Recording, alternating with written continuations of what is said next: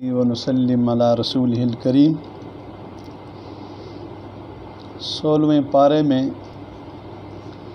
سورہ کہف کا آخری تھوڑا سا حصہ ہے، اور اس کے بعد پھر سورہ مریم اور سورہ طٰہٰ۔ شروع کے پاروں میں اور یہ آخری پاروں میں اب یہ ایک مستقل مسئلہ ہے کہ پہلے پاروں میں یا پورا پارا اس میں ایک ہی صورت، اور ایک صورت میں 2 پاروں تک۔ اب چونکہ صورتیں زیادہ آئیں گی، جس کی وجہ سے ہمیں مضامین کے انتخاب میں مشکل ہوگا، اس لیے کہ ہر صورت کے ساتھ کچھ نہ کچھ اس کا تذکرہ بھی کرنا پڑے گا۔ ویسے ترتیب تو یہ چلی ہے کہ ہم اس پورے درس میں، پورے پارے میں 3 سے 4 منتخب باتیں آپ کے سامنے عرض کر دیتے تھے۔ بہرحال سورہ کہف، جس طرح آپ کو بتایا تھا کل بھی کہ جمعے کے دن اس کو پڑھنے کی فضیلت ہے، اور فرمایا کہ جو سورہ کہف پڑھے گا دجال کے فتنے سے بچے گا۔ کل اس پر کچھ بات ہو چکی تھی کہ فتنہ نام ہے مادہ پرستی کا۔ آپ مخلوق کو اور اسباب کو سب کچھ سمجھیں گے تو ہر سبب آپ کے لیے فتنہ ہے، اور ہر مخلوق آپ کے لیے فتنہ ہے۔ سردی آپ کے لیے فتنہ ہے، گرمی آپ کے لیے فتنہ ہے، اور آپ اگر اس مخلوق کے خالق پر یقین کریں گے، اس مادے سے آپ اس اللہ کی ذات کی طرف جائیں گے،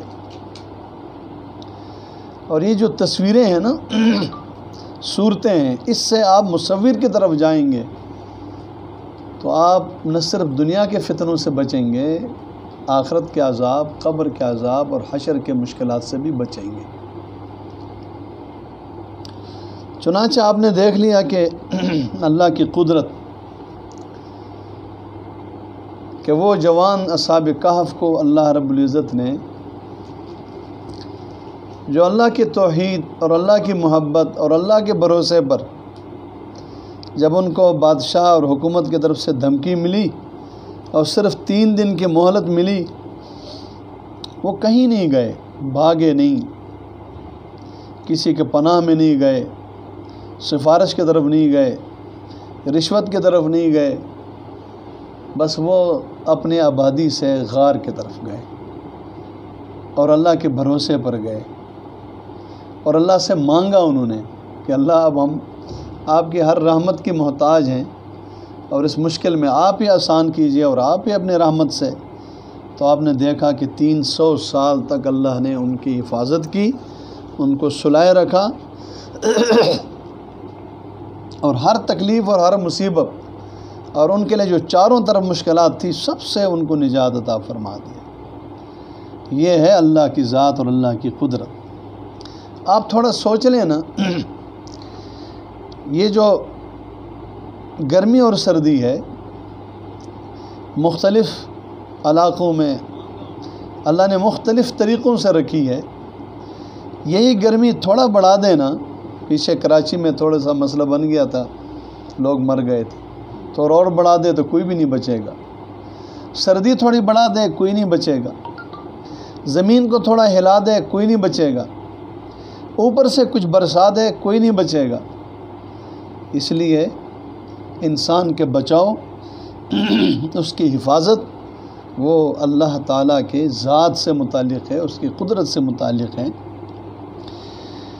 بیچ میں ایک تذکرہ ان 2 بھائیوں کا بھی ہے اسی صورت میں، پچھلے پارے کے آخر میں، جن میں ایک کے پاس مادی طاقت تھی اور ایک کے پاس ایمان کی طاقت تھی۔ کہتے ہیں 2 دوست تھے یا 2 بھائی تھے، باپ کے میراث میں سے ان کو برابر مال ملا۔ ایک اللہ پر ایمان والا تھا اور دوسرا شرک میں مبتلا تھا۔ شرک والا اپنے مال میں سے دنیا پہ لگاتا، ظاہر بات ہے اس کے لیے تو ان کے لیے تو ہے ہی صرف دنیا، تو یہ اللہ والا اتنا ہی مال آخرت پہ لگا دیتا تھا۔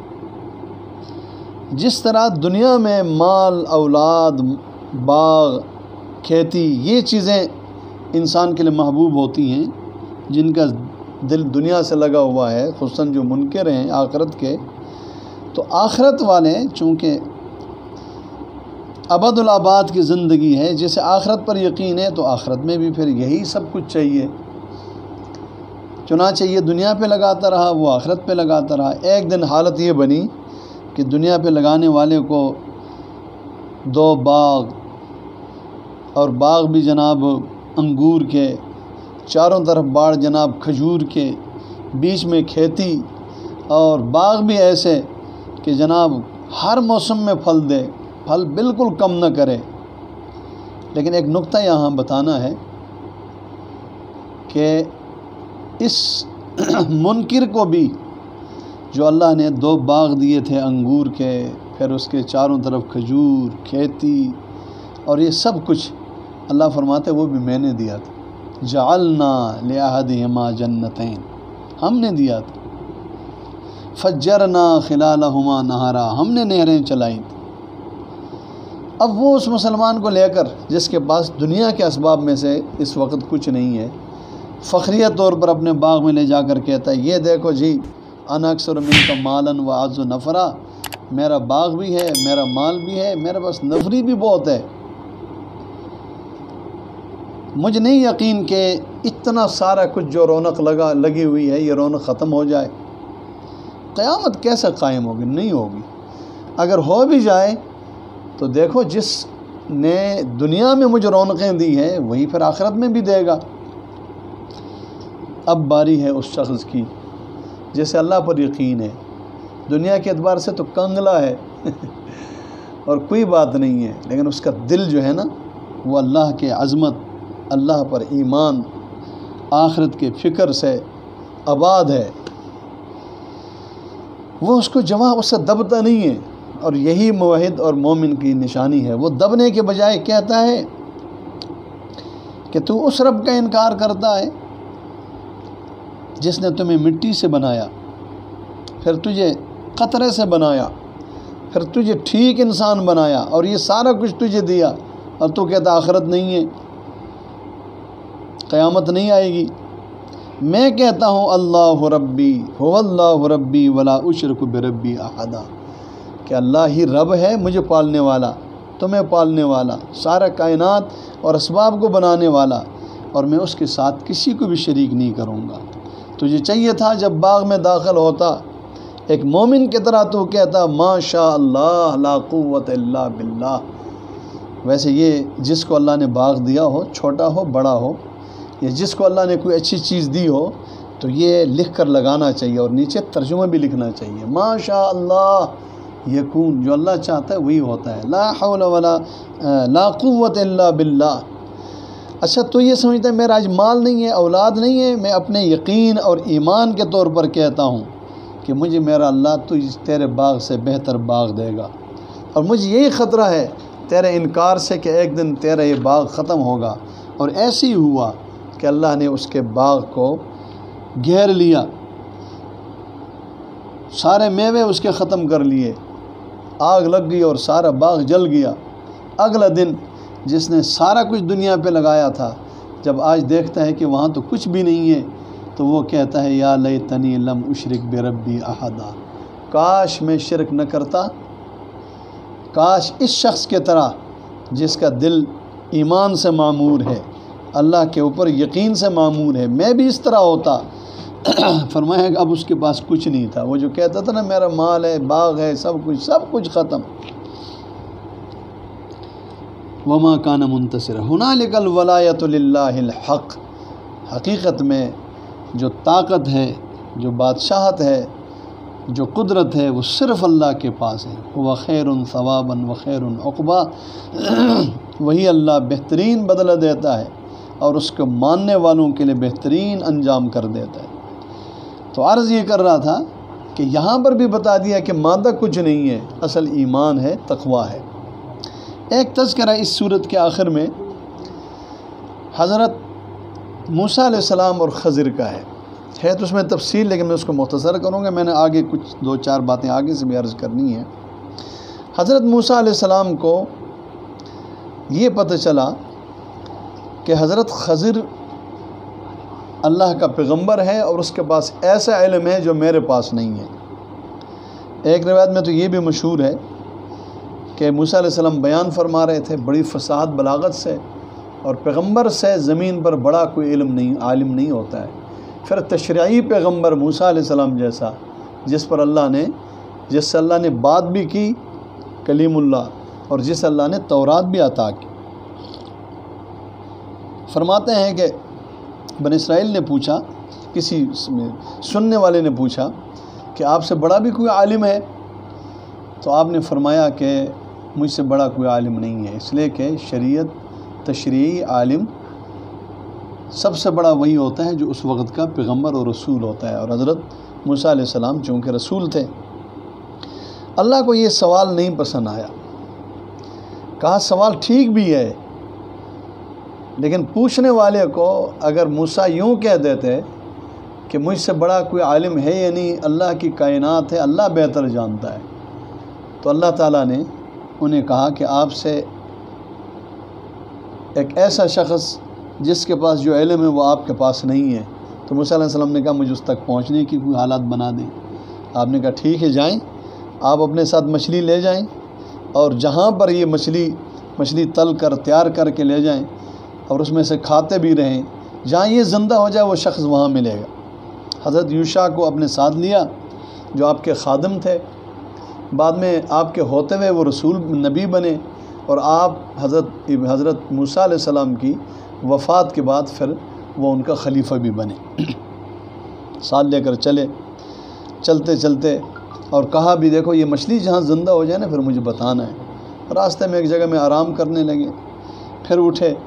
اسی آرام کے دوران یوشع دیکھ رہا تھا مچھلی میں جان آ گئی، مچھلی چل پڑی، پاس دریا ہے، اس کے اندر گھس گئی، اور دیکھا کہ وہ مچھلی جہاں جا رہی تھی وہاں پانی آپس میں مل نہیں رہا تھا. کہا چلو بتا دیں گے. بھول گئے، نہیں بتا سکے. اٹھے، آگے نکل گئے. جب آگے نکلے تو وہاں سے بھوک لگی. حضرت موسیٰ علیہ السلام کہتے ہیں آتنا غداءنا لقد لقینا من سفرنا ھذا نصبا، وہ کھانا ذرا لے آؤ، بڑی تھکاوٹ ہو رہی ہے. وہ کہہ رہے کھانا کہاں لے آؤ، مچھلی تو ادھر زندہ ہو کر چلے گئی. تو پھر آپ نے بتایا نہیں. فرتدا علی آثارہما قصصا، اسی راہ پر پھر دونوں واپس آئے.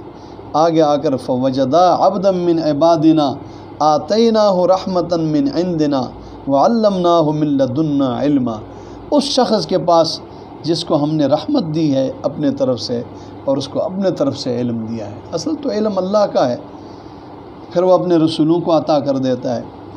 موسیٰ علیہ السلام ان سے ملے، تفصیل ہے، وہاں پہنچے، وہ بھی لیٹا ہوا تھا. سلام کیا، اس نے کہا ہماری زمین میں سلام کہاں، آپ کون؟ انہوں نے کہا موسیٰ کا، بنی اسرائیل کا موسیٰ. پھر اٹھے. مختصر الفاظ میں یہ ہیں کہ حضرت موسیٰ علیہ السلام تشریعی رسول ہیں، آپ شریعت کے رسول ہیں. وہ تکوینی نبی تھے، ان کو کچھ ایسی باتیں اللہ نے بتائی تھی جس کا تعلق تکوین کے ساتھ تھا، جیسا آگے 3 واقعات سے پتہ چلتا ہے. موسیٰ علیہ السلام نے ان سے کہا کہ میں تو آپ کے ساتھ چلوں گا، اس لیے آیا ہوں کہ ان تعلمنی مما علمت رشدا، آپ مجھے اس علم میں سے کچھ بتائیں، ہدایت کی باتیں جو اللہ نے آپ کو عطا کی ہیں. حضرت خضر نے کہا انک لن تستطیع معی صبرا، آپ میرے ساتھ نہیں چل سکیں گے. یہ لائن دونوں الگ الگ ہیں. آپ جانتے ہیں نا، ایک عام انسان اور ایک ڈاکٹر جب چلتے ہیں تو بہت سی باتیں وہ ہوتی ہیں جو ڈاکٹر علاج کے حوالے سے جانتا ہے اور جناب یہ شخص نہیں جانتا. تو وہ جب علاج کی بات کرے تو اس کی ماننی پڑتی ہے، یہ اپنا دماغ لڑائے گا تو لڑائی ہو جائے گی. اچھا، یہ اگر وکیل ہے اور وکالت کے معاملے کو جانتا ہے، جب اس راستے میں وہ وکیل نہیں ہے اور اگر کوئی بات ہو جاتی ہے وکالت کی تو اس کو اس کی مان کر چلنا پڑے گا. اور اگر اس نے بیچ میں لایا کہ جی میں بھی تو ڈاکٹر ہوں اور بات وکالت کی ہو تو ظاہر بات ہے پھر لڑائی ہے، یہ دونوں چل نہیں سکتے. یہ دونوں الگ الگ تھے. اور یہاں اصل ایک بات بتانی ہے، لوگوں نے یہاں سے بہت سارے گمراہی کے سلسلے نکالے، حالانکہ یہاں گمراہی کا تو اشارہ بھی نہیں تھا، یہیں پر تو سب کچھ سمجھنے کی بات تھی۔ فرماتے ہیں کہ یہ دونوں بیٹھے یہ باتیں کر رہے تھے کہ ایک پرندہ آیا، کوئی چڑیا آئی، اور سامنے اس دریا میں سے اس نے چونچ مار کر کوئی قطرہ پانی لے کر چلی گئی۔ تو حضرت خضر موسیٰ علیہ السلام سے فرماتے ہیں کہ دیکھیں، میرا اور آپ کا دونوں کا علم ملا کر اللہ کے سمندر والے علم کے مقابلے میں اتنا قطرہ بھی نہیں ہے جتنا قطرہ اس پرندے نے یہاں سے اٹھا کر لے گیا۔ سبحان اللہ۔ آپ نے کہا جی انشاءاللہ میں صبر کروں گا، چونکہ شاگرد کو بہت سارے صبر سے گزرنا پڑتا ہے، اور استاذ کو بھی حق ہے کہ بہت سارے شرائط رکھیں تنظیمی طور پر اس نظام کو چلانے کے لیے۔ فرماتے ہیں کہ میں صبر کروں گا اور آپ کے ساتھ چلوں گا انشاءاللہ۔ ستجدنی انشاءاللہ صابرا ولا عاصی لک امرا۔ دونوں چل پڑے جی۔ انہوں نے کہا ایک بات ہے، پھر آپ کو کوئی چیز اوپری اور عجیب لگے تو آپ سوال نہ کرنا جب تک میں خود نہ بتا دوں۔ کشتی پہ بیٹھ گئے دونوں، لوگوں نے ان سے پیسے بھی نہیں لیے۔ تھوڑا دیر آگے جانے کے بعد حضرت خضر اٹھے اور کشتی میں سے ایک تختہ پھاڑ دیا۔ قریب تھا کہ پانی نکلتا اور یہ ڈوب جاتی کشتی، لیکن پانی نہیں نکلا۔ وہ معجزہ تھا، بیچ میں دو اتنے عظیم لوگ بیٹھے ہیں، اللہ نے ان کے معجزے کی وجہ سے پانی کو روکے رکھا۔ موسیٰ علیہ السلام بول پڑے کہ آپ نے عجیب کام کیا ہے، اخرقتھا لتغرق اہلھا، آپ نے تو کشتی والوں کو ڈبونا چاہا۔ حضرت نے کہا دیکھو، الم اقل انک لن تستطیع معی، آپ کو صبر کرنا تھا، میں نے کہا نہیں تھا کہ آپ صبر نہیں کر سکیں گے۔ حضرت نے کہا میں بھول گیا تھا اور آپ میرے ساتھ سختی نہ کیجیے۔ دیکھیں نبی انسان ہوتا ہے اور انسان بھول جاتا ہے، آدم بھول گئے، یہاں موسیٰ علیہ السلام بھول گئے۔ یہ بشری تقاضے ہیں انسان کے ساتھ، اور ابھی رمضان میں آپ دیکھتے ہیں بہت سارے بھول جاتے ہیں، اور بھول گناہ بھی نہیں ہے۔ فرماتے ہیں کہ تھوڑا آگے چلے گئے، ایک بچہ کھیل رہا تھا، خضر چلے گئے اور جا کر اس بچے کے گردن پکڑ کر وہیں اس کو قتل کر دیا۔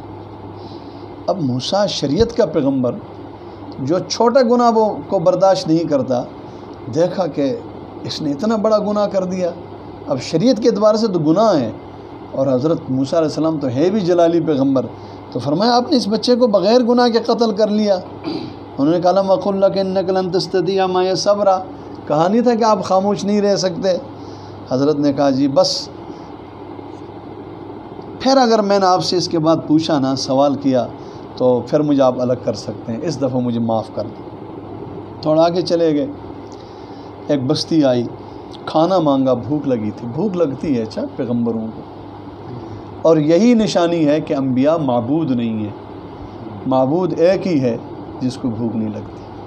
آج دنیا کی ایک بڑی تعداد، وہ آپ حضرات اس طرف بیٹھے ہوئے ہیں نا، تو میں چونکہ ایک عادت کے مطابق ادھر ادھر دیکھتا ہوں، تو آگے پھر یوسف صاحب خفا ہوتے ہیں۔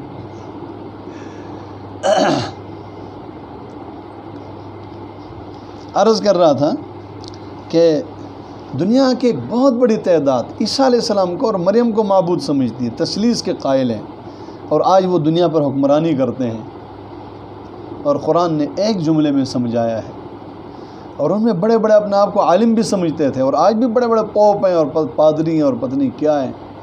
قرآن نے کہا تھا کانا یاکلان الطعام، تم جس عیسیٰ علیہ السلام اور مریم کی عبادت کر کے ان کو معبود سمجھتے ہو نا، تم بہت بڑی غلطی پر ہو۔ وہ تو دونوں کھانا کھاتے تھے، کھانا کھانے والا وہ تو سینکڑوں چیزوں کا محتاج ہوتا ہے، یہ روٹی اتنے آسانی سے تھوڑی بنتی ہے، پھر کھانے کے بعد بہت ساری چیزوں کا محتاج ہوتا ہے۔ تو بھوک لگی ہے جی حضرت موسیٰ علیہ السلام کو بھی، خضر علیہ السلام کو بھی، تو کسی کو یہاں گمراہی کرنے کی گنجائش نہیں ہے کہ یہ دیکھو بڑے لوگ تھے جی، یہ معبود ہو سکتے ہیں، نہیں نہیں، ان کو بھوک لگی ہے، کھانا مانگا ہے۔ بستی والوں نے انکار کیا، انکار کے نتیجے میں ظاہر بات ہے آدمی کو بھوک لگی ہو اور ایک ہی بستی ہو، وہاں کھانا مانگے اور وہاں سے کھانا نہ ملے۔ لیکن عجیب یہ ہوا کہ تھوڑا آگے گئے تو ایک دیوار، بڑی دیوار ہے اور وہ ٹیڑھی ہو گئی ہے اور گرنے کے قریب ہے، اس سے کسی کا نقصان ہو سکتا ہے۔ تو حضرت خضر علیہ السلام آگے بڑھے اور اس نے وہ پوری دیوار کو دوبارہ ٹھیک کر کے بنا دیا۔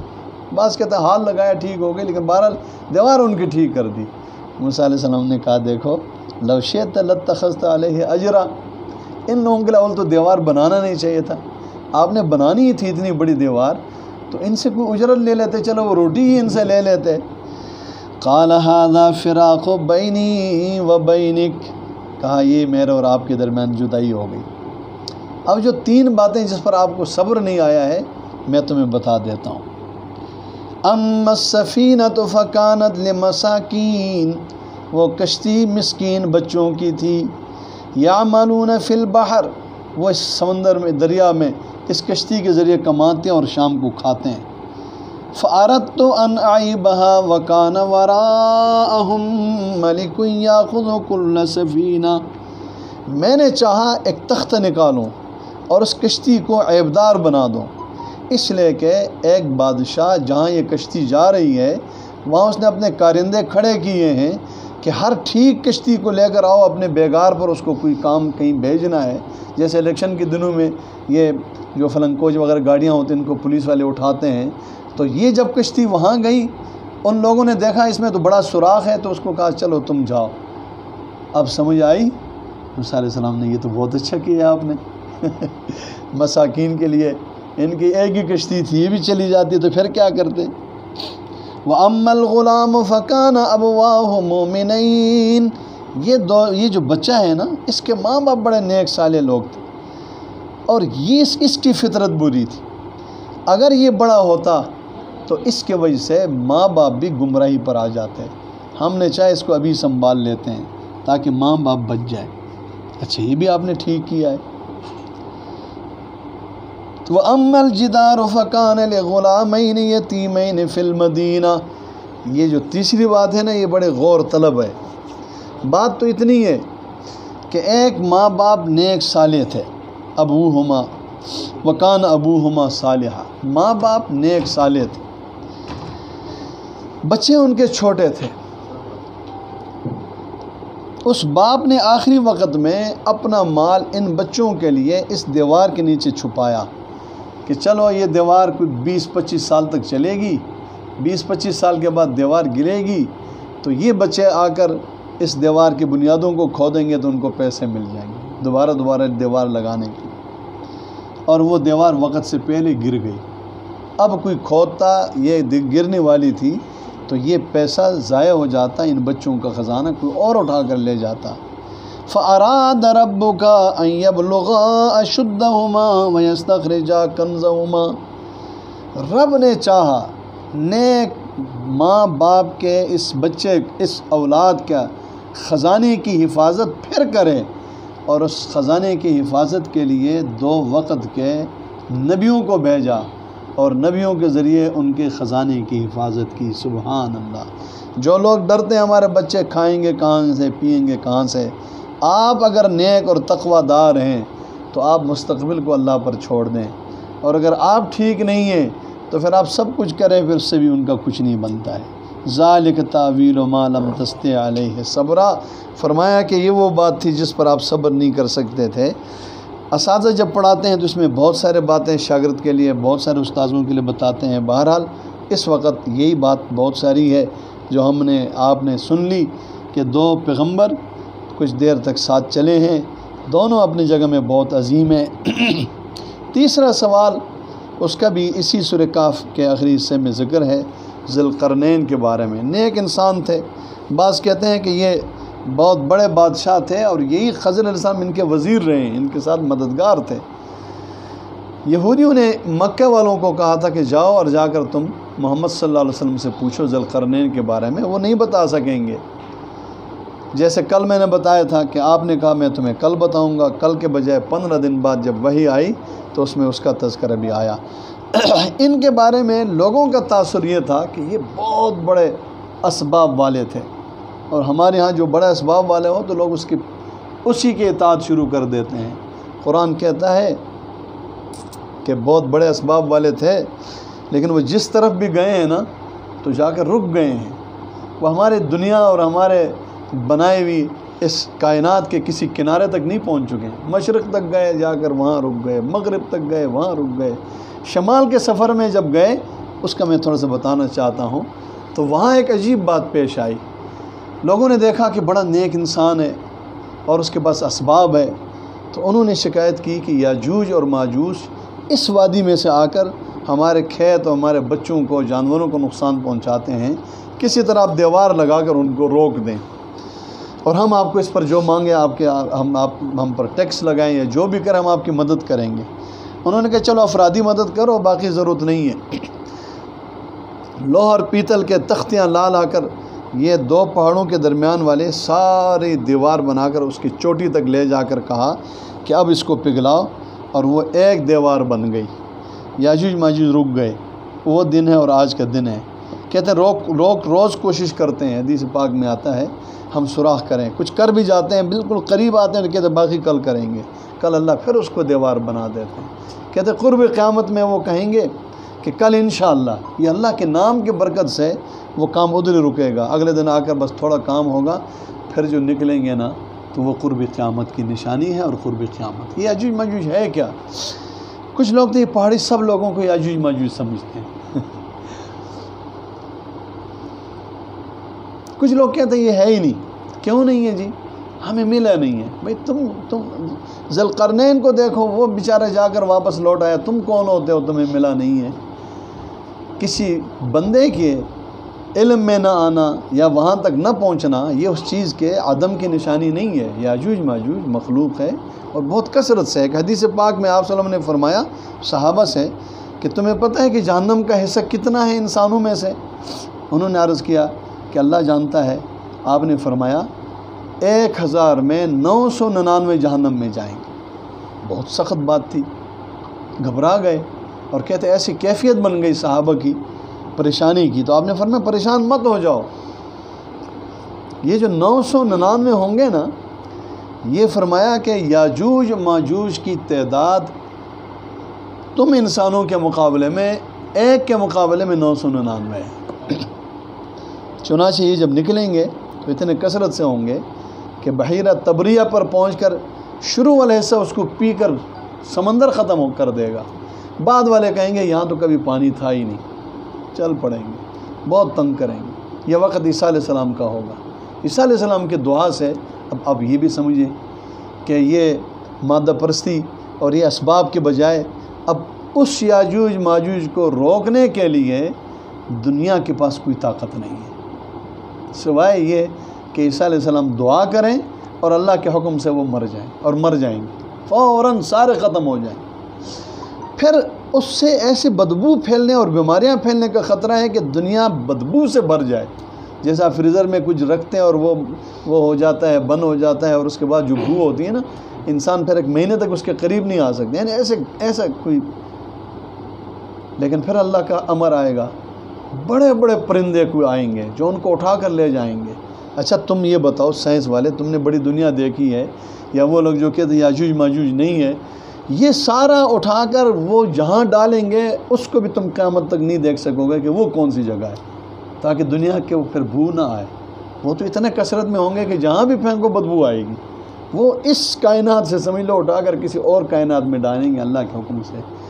اس لیے انسان بہت تو اس جرثوم میں یہ جو کیا نام ہے، یہ کورونا کو نہیں پہچان سکے، اس کا تمہارے پاس علاج نہیں ہے، اس کا تمہیں اندازہ نہیں ہے، تو تم کیا کرو گے اور کیا کر سکتے ہو؟ اس لیے آؤ سورہ کہف پڑھو، دنیا میں بھی نجات ہے اور آخرت میں بھی نجات ہے۔ بہرحال سورہ مریم ہے، سورہ مریم میں تو اللہ یہی بتاتا ہے کہ بھئی تم نے جن جن کو معبود بنایا نا میرے نیک بندوں میں سے، وہ بھی میرے عاجز ہیں۔ مریم کو دیکھو میرا عاجز، اس کے پیدائش کا انداز دیکھو، اس کی پرورش دیکھو۔ زکریا علیہ السلام دیکھو میرے سامنے عاجز، مجھ سے بیٹا مانگتا ہے، میں نے پھر دیا ہے۔ آگے ابراہیم علیہ السلام ہے، اس کو دیکھو وہ میرا عاجز، وذکر فی الکتاب موسیٰ۔ موسیٰ علیہ السلام کو دیکھو وہ عاجز، اسماعیل علیہ السلام کو دیکھو وہ عاجز، ادریس علیہ السلام کو دیکھو وہ عاجز۔ انبیاء کی ساری جماعت ہمارے سامنے عاجز ہے، ہمارے برگزیدہ ہے، ہمارے محبوب ہے، ہم ان کی مدد کرتے ہیں، وہ ہم سے مدد مانگتے ہیں۔ اچھا آگے جاؤ، فرشتے بھی عاجز ہیں، فرشتوں سے پوچھا جاتا ہے، فرشتوں سے۔ آپ صلی اللہ علیہ وسلم نے ایک دفعہ کہا تھا، اچھا یاجوج ماجوج میں ایک قول ہے، وہ بات رہ گئی کہ یہ آدم علیہ السلام کی اولاد ہے، لیکن ان کے نسل حوا علیہ السلام تک نہیں پہنچتی ہے۔ ہمارے یہ اللاتی بھائی ہیں، یہ ہیں آدم علیہ السلام کی اولاد، لیکن یہ ہے کہ، اور ایک قول یہ ہے کہ یہ حضرت نوح علیہ السلام کے بیٹے، ایک بیٹا ہے، اس کے آگے نسل چلی ہے یہ انسانوں کے قبیل ہے۔ اور بعض تو کہتے ہیں یہ بس برزخ میں آئیں گے وہاں، باقی یہاں تو چھپے ہوئے ہیں، اندر پڑے ہوئے ہیں، وہاں بہت دیکھیں گے آپ، ہر طرف یہی ہوں گے یاجوج ماجوج۔ آج نے ایک دفعہ جبریل سے کہا کہ جبریل ذرا زیادہ آیا کرو، اس لیے کہ آپ کے زیادہ آنے سے ہم خوش ہوتے ہیں۔ تو قرآن میں اس پر جبریل نے جو جواب دیا ہے، وما نتنزل الا بامر ربک، ہم خود نہیں آتے، رب کا حکم ہوتا ہے تو آتے ہیں۔ لہو ما بین ایدینا وما خلفنا، آگے پیچھے سارا علم اس کے، ہم اس کے نگرانی میں آتے ہیں، نگرانی میں جاتے ہیں۔ وما کان ربک نسیا، جب بھیجنا ہوتا ہے اس کا بھی پتہ ہے، جب واپس بلانا ہوتا ہے اس کو بھی پتہ ہے۔ فرشتے سارے عاجز، اور تذکرہ شیطان اور ابلیس کا بھی کیا ہے، اور پورے تفصیل سے یہاں کیا ہے ایک دفعہ پھر یہ بتانے کے لیے کہ شیطانوں میں بھی کوئی ایسا نہیں ہے، جنوں میں بھی کوئی ایسا نہیں ہے کہ تم ان کی عبادت اور ان کو پوجنا شروع کرو۔ اس لیے اس صورت میں تو یہ کچھ باتیں بڑی تفصیل طلب تھی، اور اس جگہ میں بڑے اللہ نے خود تفصیل سے بتایا ہے۔ مثلا اس میں حضرت زکریا علیہ السلام کی جو دعا ہے، یحییٰ علیہ السلام اپنے بیٹا مانگنے کی دعا، اور کہتا ہے کہ میں بوڑھا ہو گیا ہوں، سر کے بال سفید ہے، ہڈیوں میں گودا نہیں ہے، میں چاہتا ہوں میرے علم کا وارث ہو۔ اللہ نے کہا کہ ہم نے بھیج دیا۔ کس طرح ہم اسی طرح پیدا ہوگا؟ فرمایا اسی طرح پیدا ہو۔ بیوی بانجھ ہے، اللہ کے سامنے کیا بانجھ ہے؟ بس آپ نے 3 دن کے روزہ رکھنا ہے، بات نہیں کرنی ہے، اور تسبیح اور تحلیل کرنا ہے۔ اللہ نے یحییٰ علیہ السلام پیغمبر دے دی۔ اور اسی صورت میں حضرت عیسیٰ علیہ السلام کے پیدائش کو بھی قرآن نے بہت کھول کر بتایا ہے، اور وہ کیا کہتے ہیں آپ لوگ، وہ پڑھنے جوگا ہے، وہ سننے جوگا ہے، ایک ایک قدم پر۔ انا یکون لی غلام ولم یمسسنی بشر، عیسائیت کی دنیا، نصرانیت، ذرا دیکھو، جن کو تم معبود سمجھتے ہو، رب کا بیٹا سمجھتے ہو، اس کے پیدائش کا انداز تو دیکھو۔ ماں کہتی ہے لم یمسسنی بشر، میرے پاس تو کسی انسان نے ہاتھ بھی نہیں لگایا۔ جبریل گئے تھے، سائڈ پر ہو گئی تھی۔ فرمایا کذالک، جبریل نے کہا اسی طرح ہوگا، بغیر، یہ اللہ کا نظام ہے۔ آدم کو بغیر ماں و باپ کے، عیسیٰ کو بغیر باپ کے، اور باقی دنیا کو ماں اور باپ کے ملنے سے پیدا کر دیا۔ پیدا کرنے والا اللہ ہے۔ وہ وقت آیا جس وقت عیسیٰ علیہ السلام کی پیدائش کا ہے، وہ ایک کھجور کے تنے کے پاس آئے، بالکل خشک، اس پر کوئی دانہ کچھ بھی نہیں ہے۔ قرآن کہتا ہے قالت یا لیتنی مت قبل ھذا وکنت نسیا منسیا، بڑی تکلیف میں ہے، بہت ساری سوچیں آ رہی ہیں، کیا میں اس معاشرے میں رہ سکوں گی؟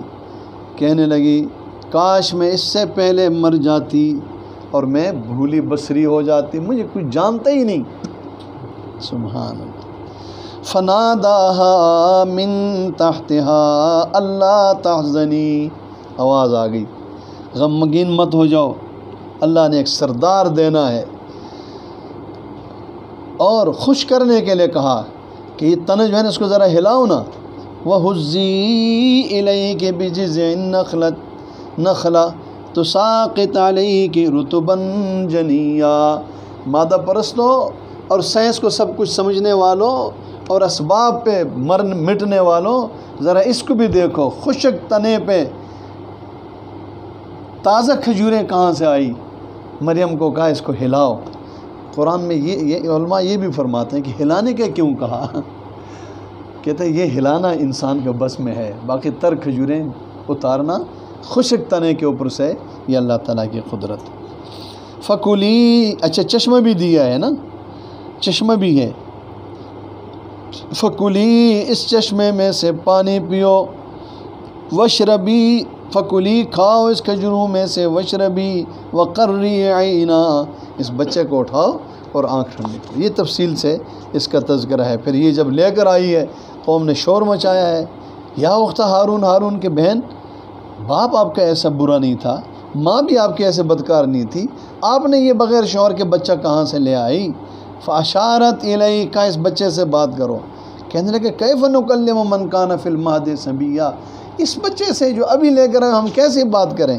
قال انی عبد اللہ، سبحان اللہ۔ دنیا عیسائیت، کاش ہمارے حکمران قرآن کے عالم ہوتے، کاش ہمارے حکمران قرآن کے اس دعوت کو دنیا عیسائیت اور یہودیت تک پہنچاتے۔ بس ادھر وہ ہیں جو الیکشن کے دنوں میں محافظ ختم نبوت شیخ رشید جیسے، اور باقی جو ہے نا سارے زندگی جو ہے نا اسی طرح گمراہی میں، ادھر تو محافظ ختم نبوت اور وہاں جا کر قادیانیوں کے ہاں جانا کھانا پینا اور جانا شاپنگ کر کے آ جاتے ہیں۔ انی عبد اللہ، عیسیٰ کہہ رہے ہیں اسی حالت میں، ابھی بچہ ہے، بچہ کیا مطلب ابھی آیا ہے دنیا میں اللہ کا بندہ ہوں، اور عیسائیت کی دنیا کی تو اللہ کا بیٹا ہے، مجھے اللہ نے کتاب دی ہے، مجھے اللہ نے نبی بنایا، مجھے مبارک بنایا ہے۔ اینما کنت واوصانی بالصلاۃ والزکاۃ ما دمت حیا وبرا بوالدتی، میں اپنی ماں کے ساتھ اچھا سلوک کروں گا، میرا باپ تو ہے ہی نہیں۔ والسلام علی یوم ولدت ویوم اموت ویوم ابعث حیا۔ بہرحال اس صورت میں یہ تفصیلی تذکرہ ہے۔ پھر اسی صورت میں دیگر انبیاء کا تذکرہ بھی ہے، اسماعیل علیہ السلام کا، ادریس علیہ السلام کا، اور ابراہیم علیہ السلام کی۔ ابراہیم علیہ السلام کی دعوت اس صورت میں ایک خاص انداز میں اللہ نے بیان کی ہے۔ کبھی کبھی لوگ ہمیں بھی سمجھاتے ہیں نا جی کہ تم بہت سختی کرتے ہو، اور اس طرح ہونا چاہیے، اس طرح ہونا چاہیے، اس طرح ہونا چاہیے۔ ذرا دیکھو حضرت ابراہیم نے دعوت کا آغاز اور دعوت کا انداز کیا رکھا ہے، جسے اللہ نے پھر مجھے اور آپ کو سمجھانے کے لیے قرآن کا حصہ بنایا ہے۔ فرمایا اذ قال لأبیہ یا ابتی، ابراہیم اپنے والد سے کہتے ہیں، عجیب اتفاق ہے کہ بیٹا سیدنا ابراہیم، جس نے پھر آگے جا کر سارے بتوں کو توڑنا ہے، بتوں کے تصور کو ختم کرنا ہے اور اسلام کا مرکز بنانا ہے، اور پورے دنیا کے لیے نمونہ بننا ہے، توحید کا مرکز بنانا ہے، اور باپ اس کا بت تراش کر بیچنے والا ہے۔ اس لیے حدیث میں آتا ہے کہ قیامت کے دن ابراہیم علیہ السلام نے دعا بھی مانگی تھی، کہا گیا کہ مشرک کے لیے دعا نہیں مانگنی، اگر مانگ لی قبول نہیں ہوتی۔ قیامت کے دن ایک جگہ میں پھر دعا مانگی، اللہ مجھے رسوا نہ کیجیے۔ اب آپ جانتے ہیں کہ آدمی جس مقام اور مرتبے کا ہو، اس کے سامنے اس کے والد کو اٹھا کر آگ میں ڈالا جائے یا اس کو کوئی سزا دی جائے تو بچے کے لیے رسوائی ہوتی ہے، تو اللہ نے اس کا انتظام کر دیا۔ قیامت کے دن ابراہیم علیہ السلام کے والد کو بجو کی شکل میں لائیں گے، کسی کو بھی نہیں پتہ چلے گا کہ یہ کون ہے اور یہ کیا ہے، اور اٹھا کر آگ میں ڈال دیا جائے، تاکہ ابراہیم علیہ السلام کی جو ہے نا وہ اسے شرمندگی نہ ہو اور اسے افسوس نہ ہو۔ کہنے لگے ابا جان لم تعبد ما لا يسمع ولا يبصر ولا يغني عنك شيئا، اس کی عبادت آپ کیوں کرتے ہیں؟ نہ سنتا ہے، نہ دیکھتا ہے، اور نہ آپ کا کام آتا ہے۔ یا ابت انی قد جاءنی من العلم، میرے پاس تو علم ہے، آپ کے پاس تو وہ علم نہیں آیا ہے، لہٰذا اس میں میری اتباع کریں، میں آپ کو ہدایت بتاؤں گا۔ اس میں باپ بیٹے کا مسئلہ نہیں ہے، جس کے پاس علم ہے، ہدایت ہے، درست عقیدہ ہے، اس کی اتباع کرنی ہے۔ اگلا جملہ سنو، یا ابت لا تعبد الشیطان، تو شیطان کو پوج رہا ہے، شیطان کو نہ پوجنا۔ ادب اپنی جگہ، یا ابت ابا جان، لیکن درست بات اپنی جگہ کہ تو شیطان کے پیچھے جا رہا ہے۔ ان الشیطان کان للرحمن عصیا، شیطان تو نافرمان ہے، اور نافرمان کے پیچھے جاؤ گے تو نافرمان ہو جاؤ گے۔ یہاں ایک جملہ عرض کر دیتا ہوں کہ آدمی کو اپنے پارٹی پہ نظر رکھنا چاہیے، پارٹی قیادت پہ نظر رکھنا چاہیے۔ اور اپنے عقل سے، ہوش سے، سمجھداری سے اور اپنے دل سے پوچھ کر انصاف سے، اگر وہ نیکوکار ہے تو اس کے پیچھے جاؤ، تم بھی قیامت کے دن ان کے ساتھ اٹھائے جاؤ گے۔ اور اگر وہ شیطان کے راستے پہ چل رہا ہے تو شیطان نافرمان، پھر اس کو بھی وہ نافرمان، پھر آپ کو بھی وہ نافرمان کرے گا۔ یا ابت انی اخاف ان یمسک عذاب من الرحمن، ابا جان اصل بات یہ ہے کہ یہ جس راہ پہ آپ چل رہے ہیں اس میں تو عذاب ہے، اور میں چاہتا ہوں، میں ڈرتا ہوں اس عذاب سے جو عذاب آپ کو پہنچے گا اس شیطان کے راستے پہ چلنے، فتکون للشیطان ولیہ۔ اچھا اس نے کہا اوہو، میرے گھر میں پیدا ہو کر اب تو لگتا ہے کہ میرے خداؤں کا سے بیزار ہے۔ اراغب انت عن آلہتی یا ابراہیم، اگر بعض آتے ہو تو ٹھیک ہے، بعض آ جاؤ، نہیں تو لارجمنک وہجرنی ملیہ، میں تجھے پتھروں میں مار مار کر رجم کروں گا، یا دور کہیں چلے جاؤ۔ قال سلام علیک، عقیدہ نہیں چھوڑا جا سکتا، باپ چھوڑ دیں گے۔ اس میں آپ حضرت ابو ہریرہ کا تذکرہ پڑھیں، اس میں آپ بس صحابہ اکثر کا تذکرہ پڑھیں، صحابہ پورا گھر ایک ساتھ مسلمان، اور تو چھوڑو حضرت ابو بکر صدیق کا گھر مسلمان نہیں ہوا ہے، اور کون ہوگا؟ ایک ایک جو بھی مسلمان اس نے سب کو چھوڑا ہے، عقیدے پر چھوڑا ہے، نظریے پر چھوڑا ہے، اور رسول اللہ صلی اللہ علیہ وسلم کی غلامی میں چھوڑا ہے۔ وہ بڑا مشہور تذکرہ ہے۔ عبداللہ اس کا نام تھا، مشہور کسی اور نام سے بھی تھا جی، ذوالبجادین عبداللہ۔ باپ فوت ہوا تھا، چچا کے گھر میں چچا کے کپڑے پہن کر بس چچا ہی اس کے پرورش کر رہا تھا۔ ماں نے اور چچا نے انکار کیا تھا، اس کو سمجھانے کی کوشش کی، نہیں سمجھا، اور یہی سچا عقیدہ ہوتا ہے، جب یہ دل میں اترتا ہے پھر اس سے آدمی باز نہیں آتا ہے، یہ اوپر اوپر ہوتا ہے تو پھر سارا چلتا ہے۔ جب نہیں باز آیا تو چچا نے بہت مارا پیٹا، ماں مشرک ہونے کے بجائے اس کو ترس آیا، اس نے ان سے چھڑایا، تو اس نے کہا اس گھر سے بھی نکلنا ہے اور یہ کپڑے بھی اتارنے ہیں۔ ماں نے چادر پھینک دی، چچا کے کپڑے اتار کر چچا کو پھینکا اور گھر چھوڑ کر چل پڑے۔ پتہ نہیں کس کیفیت میں وہ چلے ہوں گے، وہ قدم اس نے کس طرح اٹھائے ہوں گے، لیکن یہ اٹھانا پڑتا ہے۔ اور جب کسی نے اللہ کے لیے اور اسلام کے لیے اور عقیدے کے لیے تکلیف اٹھا کر قدم اٹھائے ہیں نا، تو پھر اللہ نے تسلی بھی بہت جلدی دی ہے۔ کہتے ہیں آپ صلی اللہ علیہ وسلم نے دور سے دیکھا تو سمجھ گئے۔ آپ صلی اللہ علیہ وسلم تو ویسے ہی حکیم اور بصیرت والے تھے، ہم بھی سمجھ جاتے ہیں جب ساتھی آ رہا ہوتا ہے نا کہ اس کے ساتھ کیا ہو گیا ہے، مطلب پتہ چلتا ہے نا، پتہ چل جاتا ہے کہ اس کے ساتھ کیا ہوا ہے۔ تو آپ صلی اللہ علیہ وسلم نے کہا آس پاس بیٹھے ہوئے صحابہ سے کہ عبداللہ آ رہا ہے، اور اس کو سنا رہے ہیں یہ عبداللہ آج کے بعد میرا اہل بیت میں سے ہے۔ سبحان اللہ، کتنا بڑا مقام ہے اس قربانی کے نتیجے میں۔ یہاں ابراہیم علیہ السلام کو دیکھو، یہاں سے اس کی قربانی شروع ہوئی ہے، ہجرت، چھوڑنا، سلام، اور یہاں سے اس کے بعد اس کے فضائل دیکھو، اس کا مقام اور مرتبہ دیکھو، اس کے امتحانات میں کامیابی، پھر اس کا انعام دیکھو، پھر اس کے اسماعیل کو دیکھو اور اسحاق کو دیکھو، اور ان کے اولاد میں ایک قول کے مطابق 70,000 انبیاء آئے ہیں، کیوں نہ آئے، جو اللہ کے لیے اس نے قربانی دی تھی۔ عبداللہ کے بارے میں پھر آگے مشہور ہے کہ تھوڑے دنوں میں فوت ہوا، غالباً کسی غزوے میں جاتے ہوئے شہید فوت ہوا، تو آپ نے پھر اپنے مبارک چادریں دی ہیں کہ اس کا کفن ڈالو۔ آپ صلی اللہ علیہ وسلم کے جسم سے جو چیز لگ جائے اس کی تو قیمت ہی نہیں ہے۔ عبداللہ نے تو اتنی تکلیف کی تھی، بس وہ مار کھایا ہے اور کپڑے اتار کر آیا ہے، لیکن آیا بھی تو آپ صلی اللہ علیہ وسلم کے پاس ہے نا۔ اگر چلو تھوڑا حقیقت کو آدمی سوچتا ہے تو یہ تو اس نے تو بہت ویسی نفع کا سودا کیا تھا بظاہر دنیا کے حوالے سے بھی، لیکن آپ صلی اللہ علیہ وسلم کے مبارک چادر اس کو کفن کے طور پر ملی۔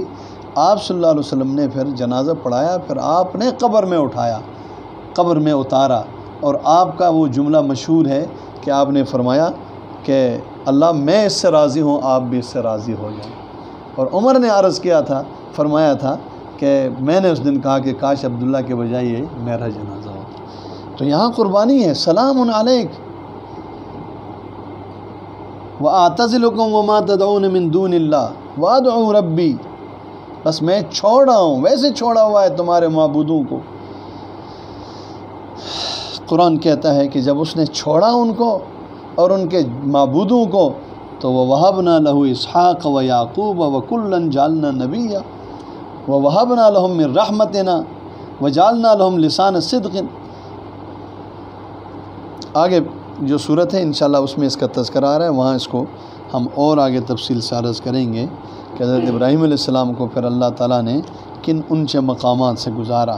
اور اگلی صورت میں چلو اس کی تفصیل تو اب نہیں ہو سکتی، لیکن تھوڑی سی بات ضرور عرض کرتا ہوں سورہ طٰہٰ میں، کہ یہ سورہ طٰہٰ کی ابتدائی وہی آیتیں ہیں نا جس پر حضرت عمر مسلمان ہوئے تھے، ان کی بہن مسلمان ہوئی تھی۔ وہ تو بہت برے ارادے سے جا رہے تھے، لیکن کسی نے کہا وہ ادھر آپ کی بہن ہوئی، بہن آ کر دیکھا، مارا پہلے، پھر کہا وہ کیا ہے، بس یہیں سے یہی آیتیں سنی اور مسلمان ہو گئے۔ اللہ ہمیں بھی ان آیات کو سن کر سمجھ کر اس کو اپنانے، اور جو اس سے واعظ اور نصیحت ہے ہمارے لیے۔ تو یہ موسیٰ علیہ السلام کے تذکرے ہیں، اور اس میں بھی موسیٰ علیہ السلام کے تذکرے کو ہمارے مشائخ نے الگ الگ مقامات بنائے، ایک مقام دوسرا، جیسے میں نے سورہ یوسف میں بتایا تھا۔ ہم اس طرف اب نہیں جائیں گے، ہم صرف ایک بات آپ سے عرض کرتے ہیں کہ یہاں پر جو انداز اپنایا ہے حضرت موسیٰ علیہ السلام کے تو مختلف مراحل ہیں نا، لیکن جو یہاں آغاز کیا ہے وہ نبوت سے کیا ہے، چونکہ سلسلہ پیچھے سے چل رہا ہے عاجزی کا۔ تو نبوت ملتے وقت بھی موسیٰ علیہ السلام ایک عاجزی میں پڑے ہوئے تھے۔ وہ کیا تھا؟ بیوی اور بچے اور بکریاں لے کر آئے ہیں، رات سردی کی ہے، راستہ گم ہو گیا، عین عاجزی۔ دیکھا وہ سامنے روشنی ہے، بیوی سے کہا ادھر آگ ہے، میں ابھی آگ لاتا ہوں، اور اسی آگ میں انشاءاللہ پھر ہمیں راستہ، وہاں کوئی ہوگا بھی ان سے راستہ بھی پوچھ لیں گے۔ وہاں گیا تو اللہ تعالیٰ نے نبوت عطا کی۔ نبوت ملتے ہی بہت اونچا مقام ہے یقیناً۔ لقمان حکیم سے کہا گیا، اللہ نے پوچھا تھا نبی بنتے ہو یا حکیم؟ اس نے کہا حکیم بنتا ہوں۔ کسی نے پوچھا کہ نبوت کیوں آپ نے نہ کیا؟ انہوں نے کہا یہ اللہ نے پوچھا ہے، پوچھنے کے بعد نبوت ملے تو اس کو کوئی کون سنبھال سکتا ہے؟ دینا ہوتا تو دے دیا ہوتا۔ یہ اللہ دیتا ہے اور چن کر دیتا ہے، انتخاب کرتا ہے۔ جب اللہ کا انتخاب ہوتا ہے اور اس کو مقتدا بناتا ہے تو اس میں پھر کوئی عیب اور کمزوری نہیں ہوتی ہے۔ اس لیے انبیاء ہر گناہ سے معصوم ہے، نبوت سے پہلے بھی معصوم ہے، نبوت کے بعد بھی معصوم۔ تو موسیٰ علیہ السلام نے دعائیں شروع کر دی، رب اشرح لی صدری ویسر لی امری واحلل عقدۃ من لسانی یفقہوا قولی واجعل لی وزیرا من اہلی۔ ایک میرا وزیر بھی ہونا چاہیے، ہارون، میں اس کے ساتھ مضبوط ہو جاؤں گا۔ ہم جب دو ہوں گے تو اس عمل میں ہم میرے ساتھ شریک کیجئے، کہ نسبحک کثیرا ونذکرک کثیرا۔ ایک کے بجائے دو ہوں گے تو تیرا ذکر کریں گے خوب، اور تیرے جناب تسبیح بیان کریں گے۔ انبیاء تسبیح بیان کرتے ہیں۔ فرمایا کہ موسیٰ 40 سال کے بعد یہ سب کچھ دیکھنے کے بعد آپ کو ہم نے نبوت دی تو دعائیں مانگنے شروع کی ہے۔ چلو ہم تمہیں بتا دیتے ہیں، قد اوتیت سؤلک یا موسیٰ، آپ کے ان سارے سوالات کو ہم نے قبول کر لیا، شرح صدر بھی کر لیا، عقدہ کو بھی کھول دیا، معاملے کو بھی آسان کر دیا، وزیر بھی آپ کو دے دیا، نبوت دے کر ہارون کو آپ کے ساتھ کر دیا۔ لیکن تمہیں بتا دیں لقد مننا علیک مرۃ اخری، ہم نے تو اس وقت احسان کیا جب آپ دنیا میں بھی نہیں آئے تھے، پھر جب آئے تو آپ کے لیے بڑی مشکلیں تھیں کہ ہر بچے کو ذبح کرتے تھے، کاٹ دیتے تھے، اور ماں اور باپ ساتھ پاس دیکھ رہے تھے۔ یاد کرو ہم نے ماں کو کہا، میں یہاں اپنی بات کرتا ہوں، ہم کون تھے، ہم کدھر تھے، ہم نے کیا مانگا ہے اور کیا نہیں۔ اب الحمدللہ شعور ہے، ہمیں اللہ سے مانگنا چاہیے، اللہ پر یقین کرنا چاہیے، اس کے احسان پر شکر ادا کرنا چاہیے۔ ہم کیا تھے جو یہاں تک ہم پہنچے ہیں کہ اللہ کی کتاب پڑھ رہے ہیں، اللہ کی کتاب سن رہے ہیں، اللہ کی کتاب دیکھ رہے ہیں۔ اللہ کریم ہمیں اس کے شکر ادا کرنے کی توفیق عطا فرمائے۔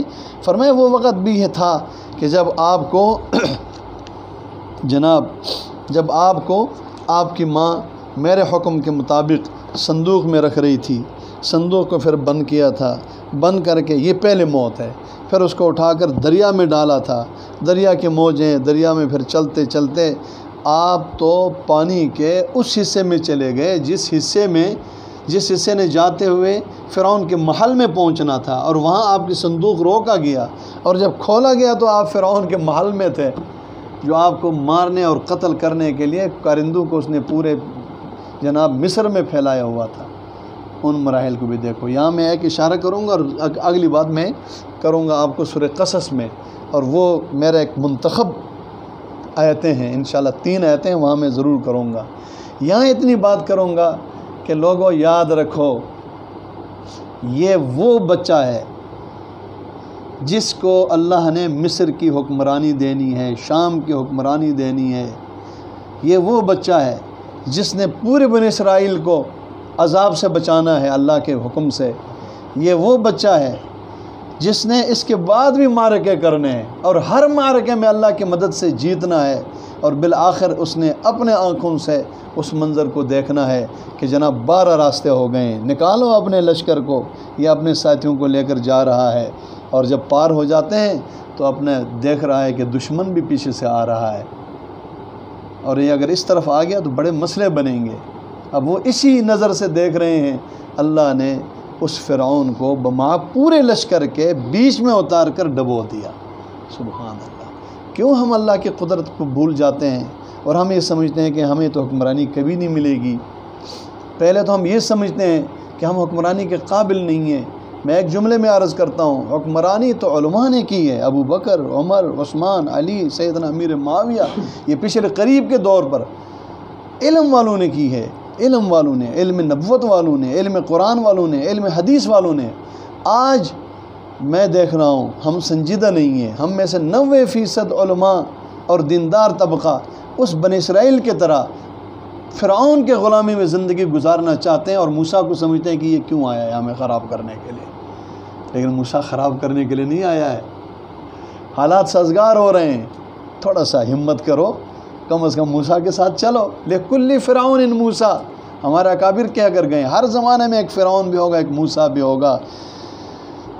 اب مجھے یہ سن بھی رہے ہیں اور یہ پھر آگے بھی جائے گا، تھوڑا ڈر بھی لگتا ہے اپنے طبقے سے، لیکن ایک بات عرض کرتا ہوں، یہ پچھلے جب سے ہم نے آنکھ کھول کر شعور، یہ ضیاء-الحق کے دور سے ہم دیکھ رہے ہیں، اللہ نے علماء طبقے کے لیے یہ جو مغرب، یہ جو ہم کہتے ہیں نا سیکولر، یہ بے دین، یہ فلاں فلاں فلاں، یہ سب جو ہمیں ہمیشہ دبایا رکھتے ہیں، علماء نے ان کے اس عذاب اور دباؤ سے نکلنے کے لیے ہمیں مفتی محمود صاحب اور فضل الرحمان صاحب کو موسیٰ بنا کر بھیجا ہے۔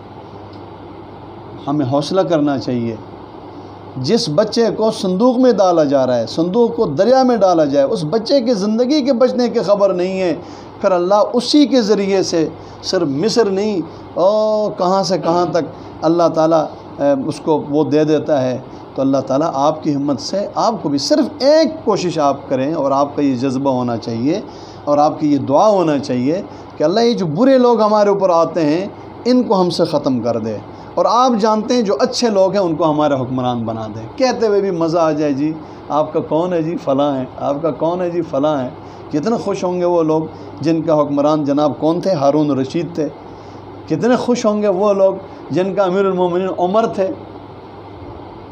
کسی کو بتاتے ہوئے بھی مزہ آتا ہے، اب تو بتاتے ہوئے بھی شرم آتی ہے، اس لیے کہ 6 سال پہلے اس کا کوئی ایک ممبر نہیں تھا، پتہ نہیں کہاں سے اب وہ پورا حکمران بن گئے، اور حکمران بننے کے بعد اس کمینے نے تو کوئی کام ہی دین کا نہیں کیا، قدم قدم پر دین کے مخالف۔ قادیانیوں کو تو کوئی انگلی نہیں لگاتا تھا، آسیہ مسیح کو تو کوئی اشارتاً بھی اس کے چھڑانے کی بات نہیں کرتا تھا، اور جناب یہ جو سارے قادیانیوں کے ساتھ قریبی تعلقات کے بارے میں جو بے دین لوگ تھے، جو قادیانی نواز تھے، وہ بھی بھاگ جاتے تھے۔ پتہ نہیں اس نے کیا معاہدے کیے ہیں اور کس بنیاد پر یہ آیا ہے کہ یہ تو جناب حملے پہ حملہ کر رہا ہے۔ اور یہ رمضان مبارک میں آپ جانتے ہیں لوگ لاک ڈاؤن کے وجہ سے گھروں میں ہے، سارے سلسلے معطل ہیں۔ ہم یہ دیکھو جناب مسجدیں چھوڑ کر یہاں بیٹھے ہیں، مولانا فرمان صاحب جناب گھر میں ہیں، لوگ سارے، اور مذہبی سلسلوں کی اجازت نہیں، یہ نماز کی اجازت بھی تو پتہ نہیں کتنے شرطوں پہ ملی ہے، اور یہ بیٹھ کر جناب قادیانی نوازی شروع کر رہے ہیں۔ اور ادھر سنا ہے ابھی، یہ تو مجھے نہیں سمجھ پوری بات کہ پنجاب میں یہ کرونا کے حوالے سے جناب وہ یہودیوں کے حوالے کر دیا۔ میں تو اس پیغام کے ذریعے سب دوستوں سے عرض کروں گا کہ وہ قادیانی والی بات تو ہمیں جلدی سمجھ آئی تھی، سب نے احتجاج کیا، یہ یہودی والی بات بھی دیکھو، یہ بھی کوئی خطرناک نہ نکلے۔ یہودی تو ویسے ہی انبیاء کو انہوں نے قتل کیا ہے، قتل کیا ہے، ایک دن میں ایک قول کے مطابق انہوں نے ہزاروں انبیاء کو شہید کیا ہے، پھر ان کے ساتھ دینے والے الحق کو شہید کیا ہے، یہودی ہمیں کہاں چھوڑیں گے؟ بہرحال بات لمبی ہو گئی۔ اللہ تعالیٰ مجھے اور آپ کو اس قرآن کی برکت سے دین اسلام پر استقامت دے اور قدم قدم پر اہل حق کی نصرت و مدد فرمائے۔ وآخر دعوانا